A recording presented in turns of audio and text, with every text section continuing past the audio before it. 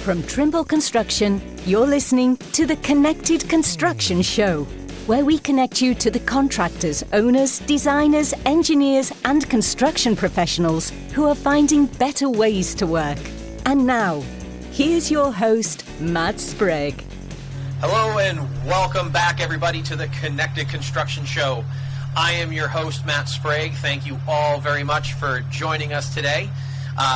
Today, super excited that we have a guest, two guests, and potentially a co-host. I'm having some wonderful internet issues today, so if I disappear, David Burczyk here will he will transform from a guest to a co-host. So if I go away, you're in his hands, but if the internet gods are favorable, everything will work out well. But today, we have guest David, as well as guest Brian Ringley from Boston Dynamics. So we have Brian Ringley, who's a product manager for construction and mapping at Boston Dynamics, and David Burczyk from Trimble, who is a construction robotics lead. So yes, we are talking about the world and the future of robotics. And this one I have been waiting for a while. So David, Brian, welcome to the show. Thanks for having us. So before we dive into robotics, let's let you guys kind of introduce yourselves a little bit. So David, we'll start with you just in case you become the co-host real quick. We'll get the introduction there and then hand it over to Brian. Tell us a little bit about yourself, where you're from, where you live, how you got to be in the position you are today. Yeah, sure. So I'm the construction robotics lead for Trimble, so I'm heading up the integration of the Trimble solutions with the Spot robotic platform. So I've been in this role now for almost 2 years, but have been with Trimble for 10 years now. Prior to coming to Trimble, though, my background is in both architecture and construction. So I started out my professional career as a project architect doing large-scale commercial construction. So anything from hospitals, high-rise buildings, mixed-use applications, things like that. I was the project architect for that. So I would take a project from concept all the way through construction administration. And during that time when the use of 3D technology was starting to come into play, that's what got me interested into going into construction, because the general contractors were the ones making the investment in the 3D technology and how that would be applied to construction. So I shifted gears, left architecture, went into construction, and started doing that process where I was overseeing the pre-construction phase with the design teams, getting things ready for construction.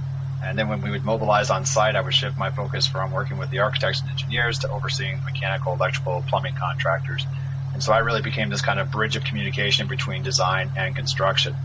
And I did that for 7 years. And during that time, the general contractor that I worked for was also doing partnerships with companies like Trimble, starting to develop construction technology. So, half of my time was spent doing the actual building and half my time was spent doing construction technology development. And just decided I wanted to do that full time, and that's what brought me over to Trimble. So I've been with Trimble for 10 years now. Started out in the field hardware solutions within the building division, so I've been there the whole time. Started out, overseeing our total stations and 3D laser scanners, the mixed reality applications, and then as our group grew within the buildings division, then I started to focus on just the 3D laser scanners. And then within the past 2 years, I shifted gears to focus on just heading up the robotics side of things. So it's been a fun journey, but when I started out architecture school, I never thought I would actually be in the technology side of things. I always thought I'd be just one of those architects out designing houses. So that's kind of where I started things, and this is where I've ended up.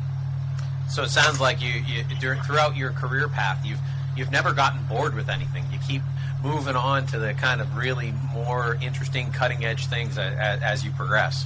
Yeah, absolutely. And it's been really interesting because, my career has kind of evolved in a very similar fashion to how the industry has evolved, to where it started out with, your traditional 2D drawings, and then the use of computers were coming into architecture firms. And then that transitioned into the construction side of things. And then that's moved into the technology development. So I've kind of been on that wave as technology is being developed and have been able to enjoy the ride. Awesome. Brian, tell us a little bit about yourself. Yeah, of course. I actually have a bit of a similar background to David, also ex-architecture. But yeah, I was educated as an architect. I wanted to be, I think, a pretty traditional designer, although I always had an interest in technology. But then the recession hit when I graduated in 2009, which in some ways was lucky. It pushed me into technology, specifically fabrication and design computation, so that when I did go back into architecture several years later, after a stint of teaching, I joined Woods Bagot as a design technology team member. So I spent a lot of time rationalizing complex curtain wall geometry for fabrication and documentation. So using design computation tools to do that rationalization, and then writing code to automate that documentation into BIM. After that, admittedly a little bit frustrated by, I think, the lack of scope and responsibility, or we'll say the siloing of scope between architecture and construction. I wanted to get more into the construction side of things. This is when WeWork was very hot, so I ended up working with them on their construction automation team.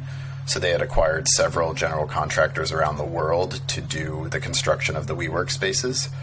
So I had two main things I worked on. One was industrialized offsite construction, which was really a continuation of my fabrication interest. But the other one, which led me to where I am today, was the idea of automating on-site documentation. So when we would talk to our job site superintendents, we would ask them, what should we be working on? What's kind of consuming most of your time and not a good use of your skill set?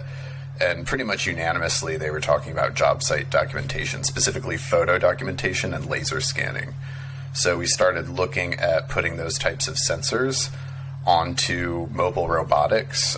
Started with kind of simple and accessible ones like drones, wheeled and tracked vehicles, but none of those worked. I saw a YouTube video of a robot dog and was pretty compelled. And we were actually able to travel to Boston Dynamics headquarters, become one of the very first customers to test this stuff in late 2018, early 2019. And then once I saw what this robot was able to do on site, specifically get anywhere with legs, do it autonomously, and also come with an SDK that would allow me to send that data somewhere useful, I was pretty convinced that that was the future of construction, and that's actually what led me to become a product manager at Boston Dynamics. Yeah, that partnership started in October of 2020. So we announced a joint strategic alliance, is what we really refer to it as, to where both companies would come together to co-develop an end-to-end solution for using robotics in the construction space. So we're focused exclusively around both building construction, civil construction workflows. But we're really starting to combine, the expertise that Boston Dynamics brings around a legged robotic application and the expertise that Trimble provides with positioning technology. And then we're working together to co-develop how those two separate entities come into one integrated solution to do construction data collection on the job site. So that was announced back in October of 2020, and we've been working together ever since to bring this out to the marketplace and do an integration with the Trimble solutions. So the first application that we've done an integration with is with our 3D laser scanning to go out and do reality capture on a job site on a consistent basis. I mean, during my time as a researcher in the construction industry, I got the opportunity to work with lots of different types of robots in construction. Some of those robots captured data, and some of those robots actually, manipulated the world around them to do construction tasks. But it became clear to me in terms of what was going to be the initial viable business in construction robotics, at least in this era. There's a whole interesting history stretching back to the 80s of Japanese general contractors deploying robots on their sites, is that whoever actually takes ownership of the robot and the things that the robot are doing, that needs to be clear, because there's a division of responsibilities, obviously, between the general contractor and the trades. So, if you're a robotics company kind of stepping into the construction space, that can be a bit ambiguous, and then there could even potentially be conflicting incentives there. So that was kind of from the business side. From the kind of pure technology side, I mean, a lot of things have developed, over the last decade that have made robotics more accessible. But I think one of the consistent challenges for doing anything on a job site is mobility. Can the robot actually get everywhere you need it to? And I think this is a really tough problem. So I think that first and foremost, what I was looking at is, is there a robot on the market that can actually locomote or move consistently and reliably through human purpose spaces, which led me to legs, something I initially thought was pretty exotic, but now I think is really the only way to do it. And then what is something firmly in the scope of general contractors so that there's a clear value add to a kind of known stakeholder in the delivery process. So that's really what got me interested in the notion of job site capture and photo documentation in laser scanning and generally just in coordination, because one is it doesn't require the kind of precision and nuance of actually touching or manipulating the world. But two is once you get that figured out, what you're essentially doing is providing a reality capture feedback loop to all of your stakeholders in the design and delivery process, which really just means more accurate coordination and models all around. And that really builds the foundation for a future world where that information can actually be used to do more complex construction robotics, to start to get into actual tasks that require, say, millimeter level precision. And if you use BIM today, it's largely a design intent abstraction, and you're going to struggle with those real world challenges. So I really think what we're doing is building up this foundation for what is essentially a component of digital twin methodologies to start to get all of our models more accurate to actual job site conditions. And in addition to the obvious project management benefits of that, it's actually going to set the foundation for the further use of robotics and automation in the field. David, anything to add to that? Well, that's really what brought it to the combination of the two companies coming together. Because from Trimble's side, we felt it was the right time to start bringing these types of applications into the construction space specifically, to where Trimble has a very long history around autonomy and autonomous applications for off-road solutions and things of that nature. And then for getting it down to kind of more of this human scale size for construction, we just felt it was the right time. And so it's kind of a good time to get together with Boston Dynamics, who is by far probably the most advanced company out there for doing this type of application, and to see how we could bring our two solutions together.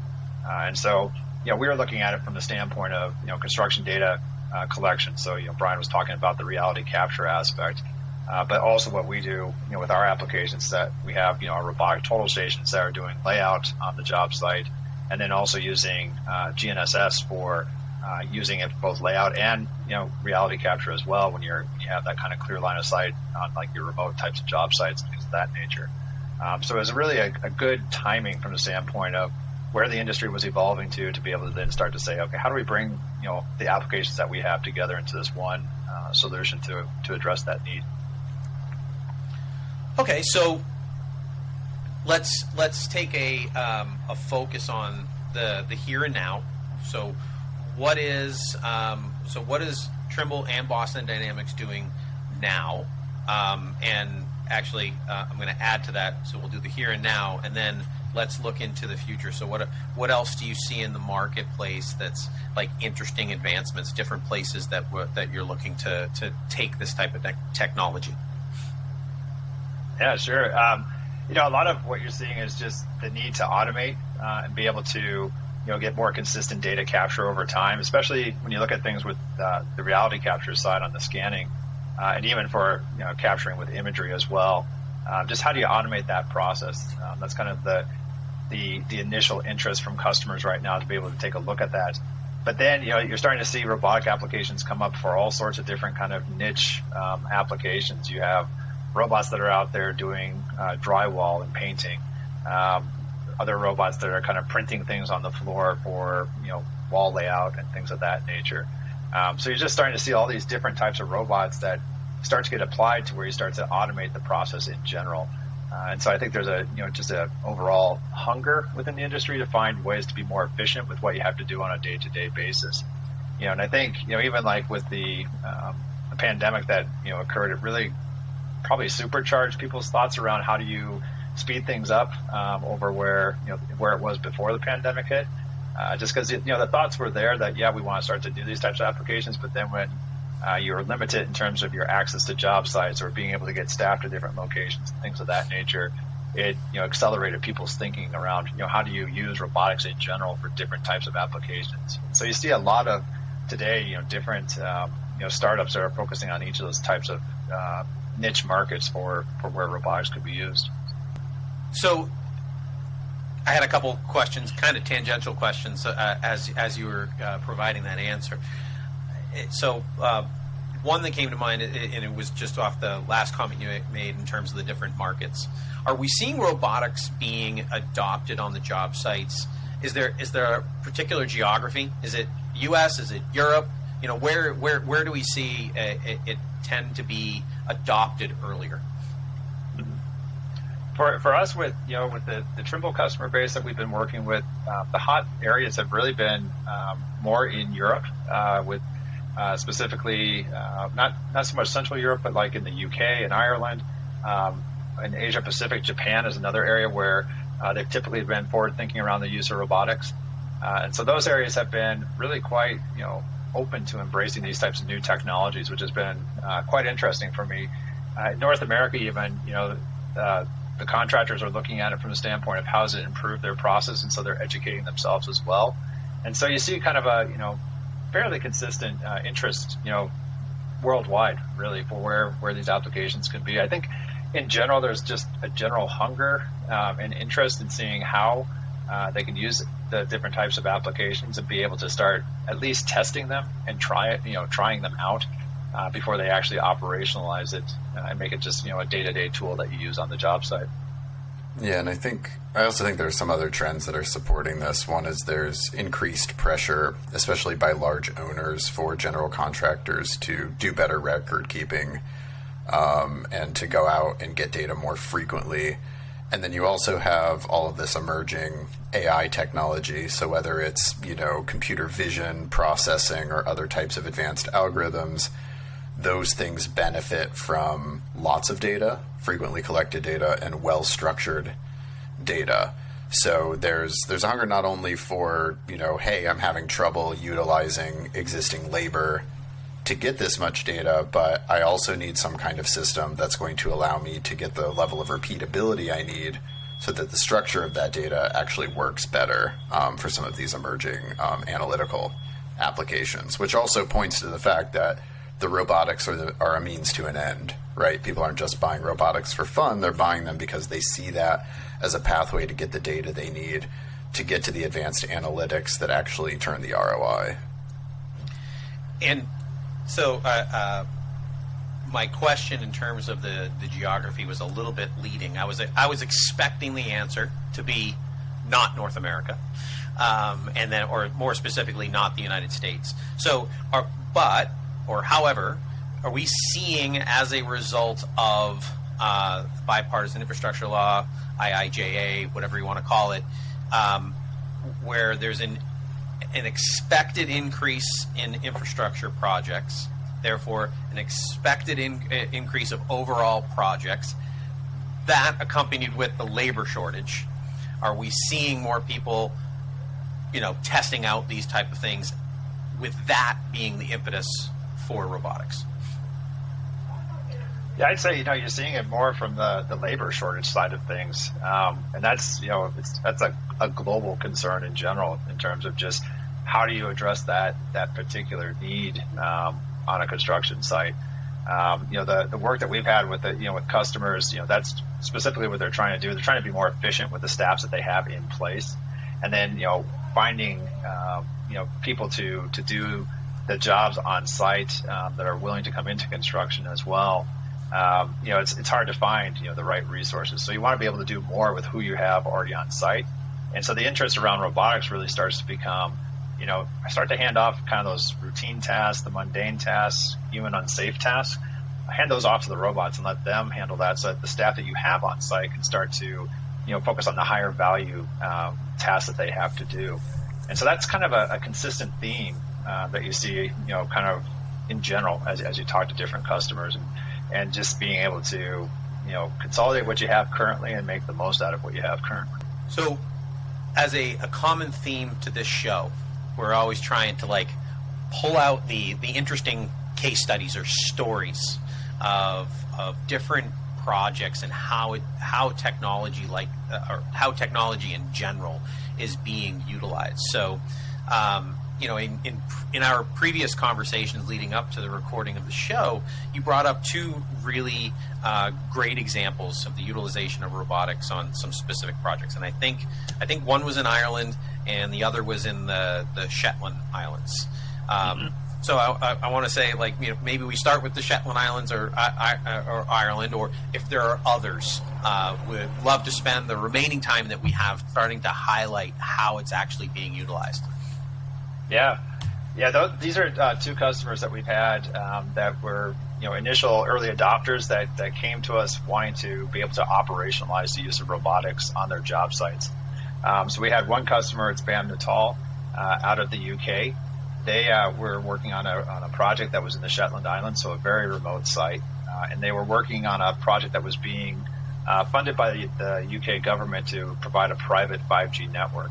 And in that particular application, they were looking at ways of how could they use 5G technology to improve the overall construction process. And so they're looking at robotics from the standpoint of doing site monitoring and site data capture, but do it remotely and be able to do it utilizing this 5G technology that they had. And so it was really just a way to come into it and look at, how can we do that and be able to take advantage of it.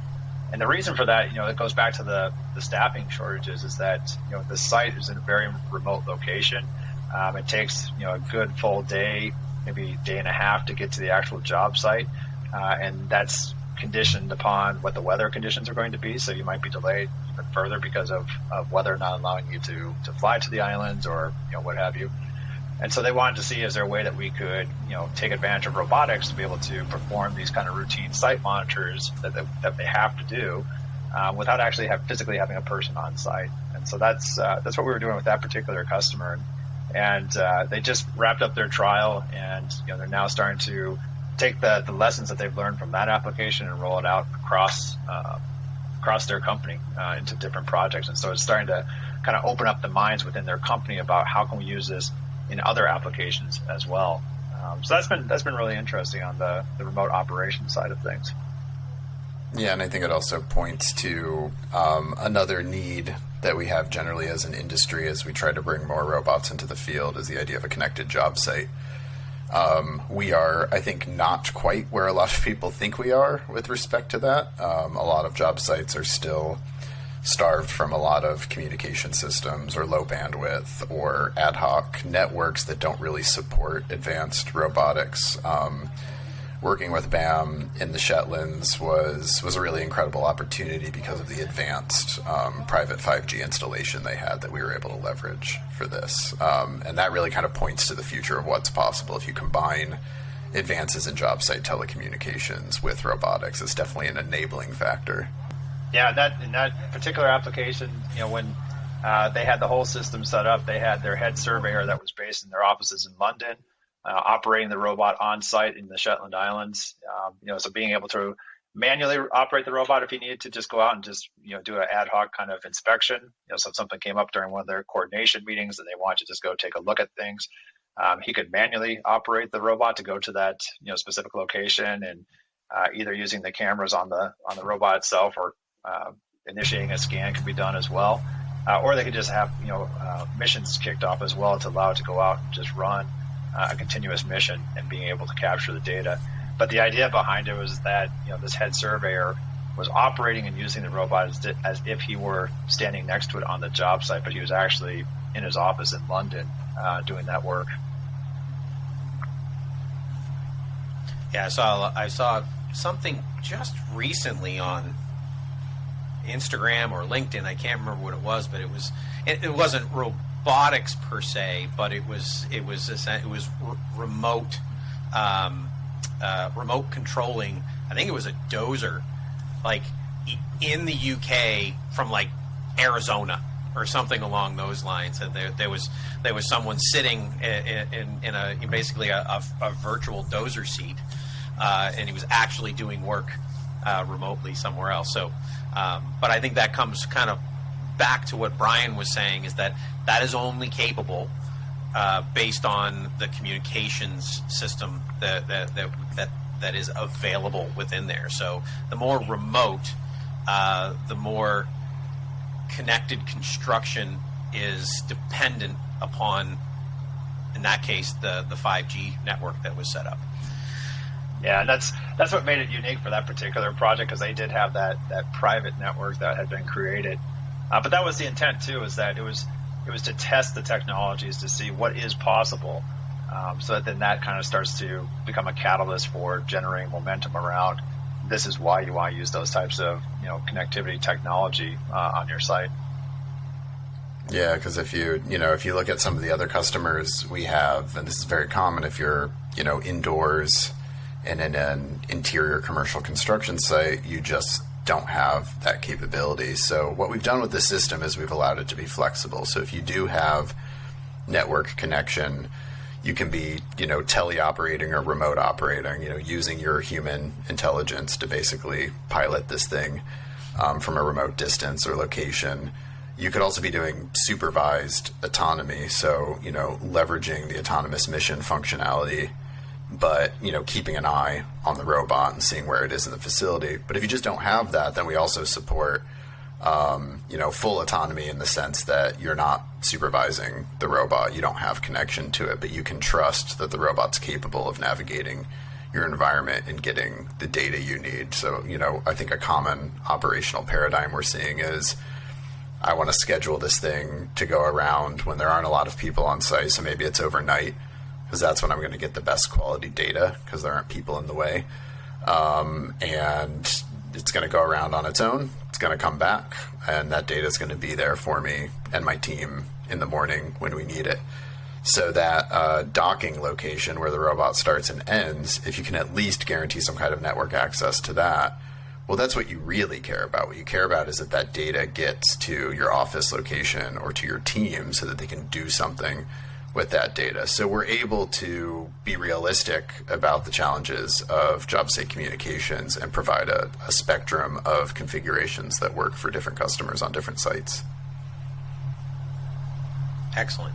So we got one more question before my final question.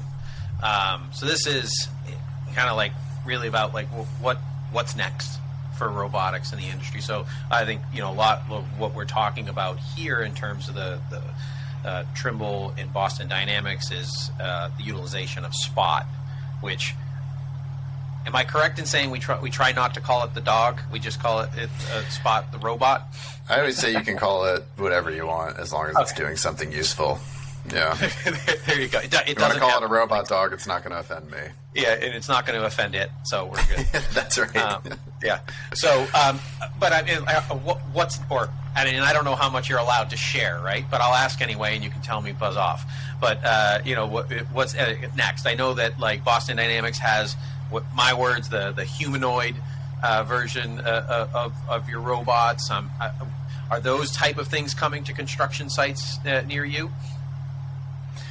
Yeah, I guess we could start with that, and then David, maybe you can talk about the original kind of press release around the Alliance and the other applications we're planning. But yeah, I mean, at Boston Dynamics, our CEO has stated that he envisions a future where we're building more purpose-built robotics. Our specialization is really in dynamic robots that are able to move through human-purposed worlds. But we've also moved with our latest commercial robot, Stretch, which is a logistics robot for unloading trucks. We've moved into the world of mobile manipulation as well. And, partially also through the research we've done with the Spot arm, which is an arm manipulator that can be configured on the back of the Spot robot. So yeah, we see a bright future in mobile manipulation. I think that's going to be across industries. There's certainly a lot of interest and curiosity in where that can add value to a construction site. Whether or not that's an actual humanoid walking through or something, I think a little bit more purpose-built to the challenges of the application. It's probably the latter, but remains to be seen. And yeah, we're definitely optimistic about that future and thinking about that really hard. Yeah, and then on the overall kind of commercial application that we're doing, we started out with reality capture because that was the immediate need in the marketplace, was to be able to have consistent, reliable data that can be captured autonomously on a job site. And so we did that integration using the Trimble X7 laser scanner. But we're also going to be doing integrations with our robotic total stations and then also with the GNSS antennas. And that's all going through the FieldLink platform that we have for the building side. And what's nice there is that it's not just one application that we're going to the market with. We have one application from Trimble that's supporting multiple hardware payloads that can be used within the Spot platform, and that's all focused around kind of that construction data collection. What's exciting about the layout side of things is then that starts to open up the marketplace to mechanical and electrical contractors. They're very interested in using robotics in their processes, which has been kind of eye-opening for me. When I first came to Trimble, that's when we were rolling out robotic total stations as part of the building set-out process. And at that time, there was some resistance from those specific users, the mechanical contractors, the electrical contractors, who were a little resistant to use this type of technology as part of their building process. And now, coming out with robotics, those same people that, when I was doing total stations that had the resistance, now they've embraced technology and they're seeing how it benefits them in the long run. And so around robotics, the user groups and things like that and the industry associations are already starting to educate their members about how these types of technologies, and specifically robotics, will help them perform their jobs better. And so as we start to do the layout integration, that opens up the use of Spot to a whole new market space. The interest there is really to have more automated layout processes using robots. And then on the GNSS side, we're focused on that to continue not only the layout side of things, where you can utilize the GNSS with a clear line of sight to the sky to give Spot its path and its mission that's going to perform, but also use it for doing just inspection routines as well. So a lot of customers we've had early on that have remote sites, especially if they're building like solar field arrays and things of that nature, want to use those types of technology for doing inspections of those sites to just see, like if solar panels are being built, where's the installation process. They actually have to do a lot of documentation on those types of projects where they have people going out and walking up and down the rows of panels, documenting where each panel has been installed. And so they want to be able to, streamline that process by using a robot to do that instead. So those are, the other integrations that we're starting to focus on as well.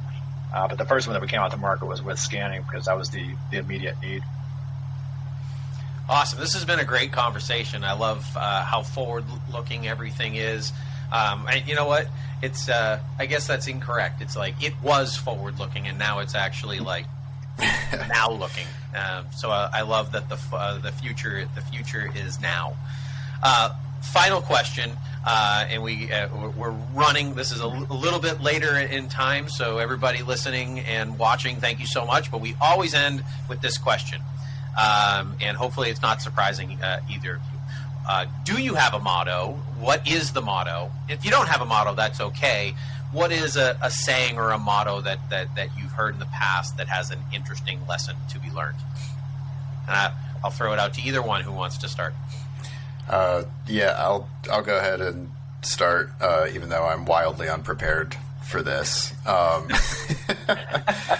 mean, something that's always struck me, like when I actually started as a researcher and transitioned out of the design and architecture world, my boss had me read Skunk Works, the book about the famous Lockheed Martin research group. And I think one of the things that struck me there was the idea of having the engineers and designers actually sit somewhere where they can see the product. So in this case, you're talking about spy planes and fighter planes and things like that. But I think that really kind of became my mindset, which is, not necessarily like to sit where I'm looking at the robot, but the product is actually how it's used in the field. So to be spending a lot of time in the field with customers and to make sure I'm always hands-on with the products, with the workflows, and on these job sites, I think has been kind of the most important and guiding facet of what I've done over the past several years. I love it. David? Yeah. For me, it's the best way to predict the future is to create it. That's always a quote that I kind of like. So I think it pertains really well on the technology side of things. Perfect. Well, awesome. Gentlemen, thank you so much for joining us. It was a pleasure having. It seems like a blink of an eye. The 30 minutes go by very quickly. But thank you so much for joining the show. Thanks for having us. All right, everybody. Thank you so much for tuning in, watching, listening And as always, until next time, stay connected. Thank you for joining us for this episode of the Connected Construction Show. For more information, visit us at connectedconstructionshow.com.